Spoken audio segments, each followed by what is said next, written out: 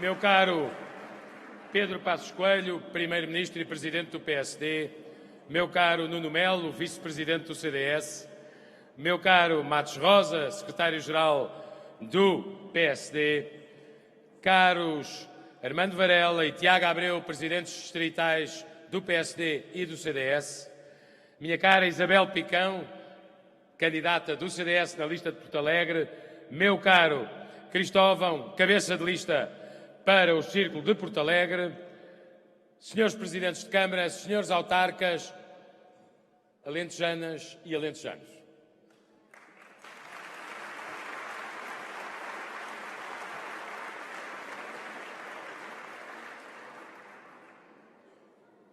Ficámos hoje a saber que Portugal foi o país que criou mais emprego no segundo trimestre de 2015. Bem dizia o Dr. António Costa aos chineses, Portugal está melhor.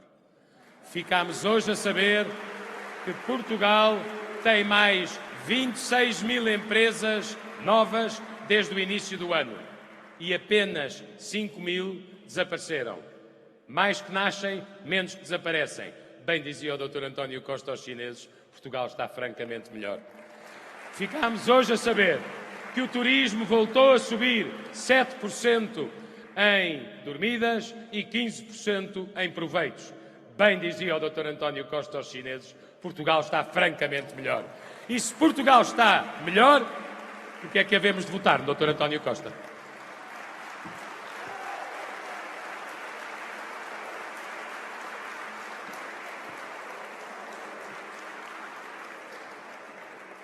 Minhas amigas e meus amigos, estamos no Alto Alentejo, onde eu tenho uma parte das minhas raízes, no Alentejo em geral, e queria prosseguir uma comparação em que nós podemos certamente ter a cabeça levantada e a consciência da missão cumprida.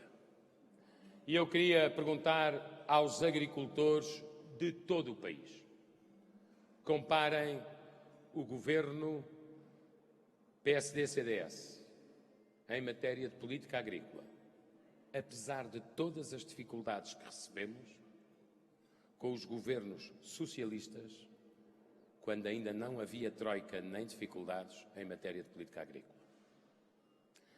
Minhas amigas e meus amigos, os socialistas na agricultura não pagavam nem a tempo nem a horas. Hoje em dia, o IFAP paga a tempo e a horas. Os socialistas iam dando cabo do PRODER, porque não abriam as candidaturas nem as aprovavam.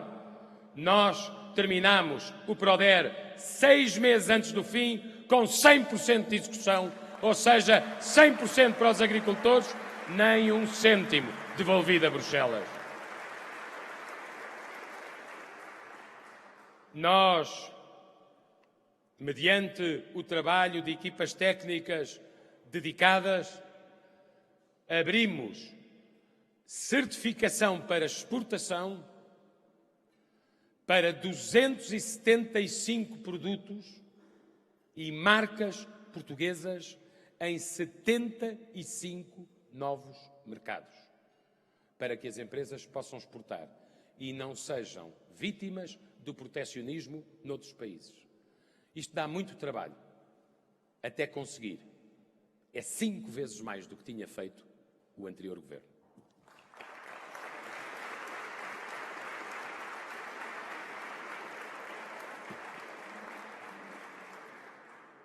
Pagamos a tempo e horas.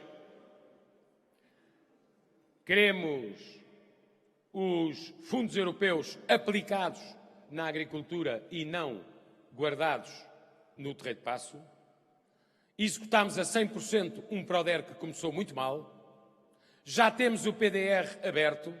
Quando há excesso de procura em certo tipo de medidas, encontramos soluções para que seja possível a confiança entre o agricultor e o Estado. As exportações agroflorestal, agroindustrial, agroalimentar são mais de 20% das exportações portuguesas. Parabéns à agricultura portuguesa!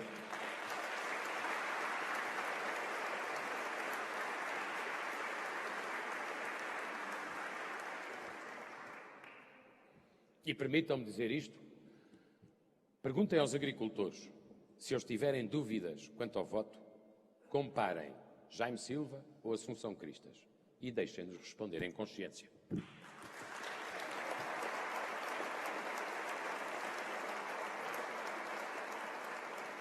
A obra de cada qual fala por si. E é uma enorme diferença que o governo da coligação PSD-CDS, presidido por Pedro Passos Coelho, tenha feito do investimento na agricultura uma prioridade nacional. Como sabem, houve restrições para toda a gente, porque o que nós recebemos foi um país em protetorado e em risco de ser hipotecado.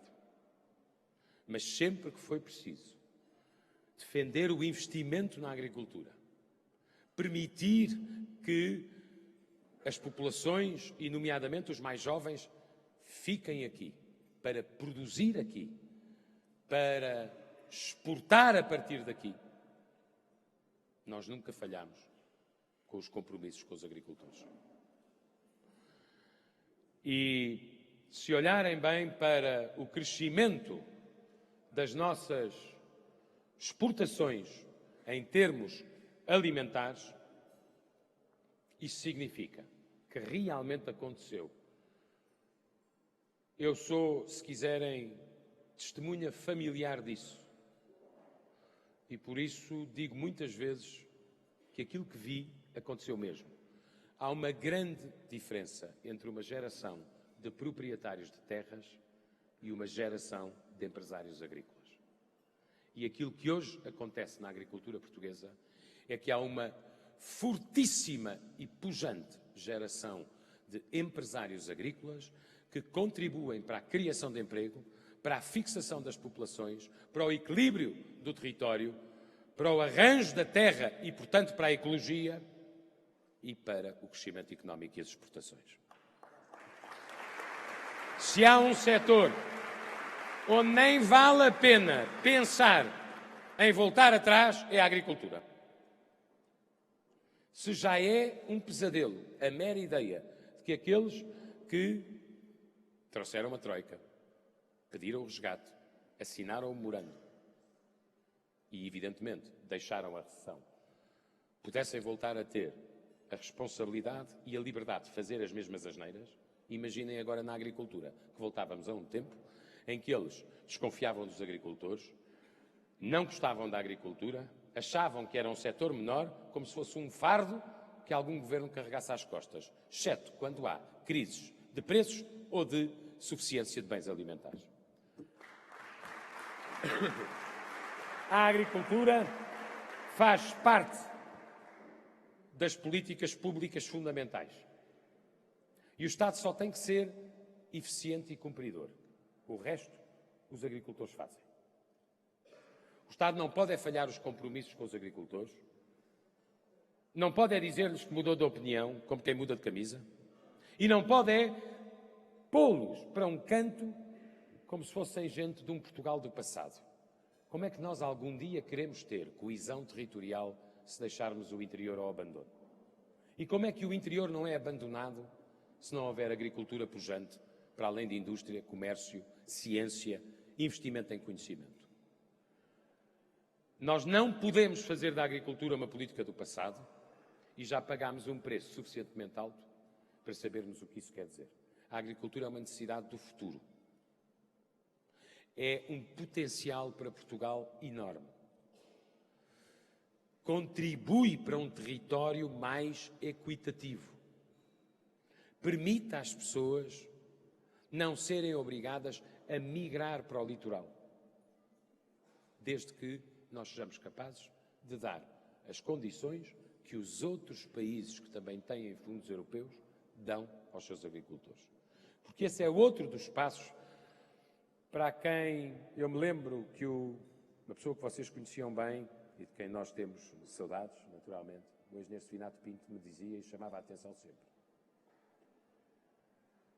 É que são vários os países a usar os fundos europeus. Se nós não os usamos bem e na sua máxima potencialidade, para os agricultores portugueses, estamos a criar-lhes uma discriminação negativa relativamente aos que estão do outro lado da fronteira. O resto, minhas amigas e meus amigos, eu queria deixar-vos apenas noção de duas coisas. Quem havia de dizer que em menos de 4 anos Portugal terminava o seu programa com a Troika no primeiro momento possível? Não precisava de segundo resgate. Não pedia mais dinheiro. Não pedia mais tempo. Não pedia programa cautelar. Consegue financiar-se nos mercados a taxas de juro altamente interessantes.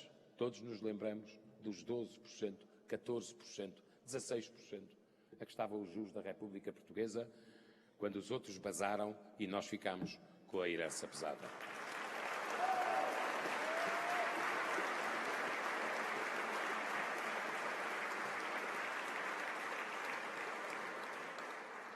Como costuma dizer o Primeiro-Ministro, eles agora querem voltar, pois Portugal está melhor.